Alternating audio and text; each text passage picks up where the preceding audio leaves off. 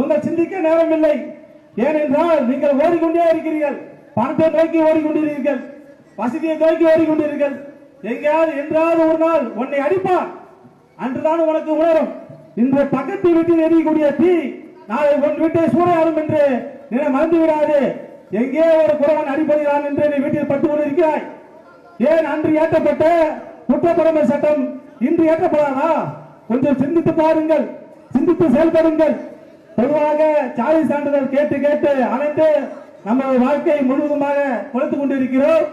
பல கேள்விகளும் நையாண்டிகளும் நம்மை செய்கின்றார்கள். நீங்கள் மலையில் வாழ்ந்தவர்களா என்று கேள்வி எழுப்புகிறார்கள். ஏன் உங்கள் முறை இப்படி இருக்கின்றது? நாங்கள் செய்கின்ற தொழிலுக்கு ஏற்ற போது முறை அமைப்பது எங்கள் உரிமை. நாங்கள் அழுக்கானவர்கள் தான், ஆனால் எங்கள் மனம் ஒருபோதும் மறுக்கப்படாது என்று தெளிவுபடுத்துங்கள். அதிகாரிகளும் கட்சியை விட அதிகாரத்தை உங்கள் கையில் இருக்க நீங்கள் இருக்க வேண்டிய ஒரே ஆயுதம் படிப்பு தான்.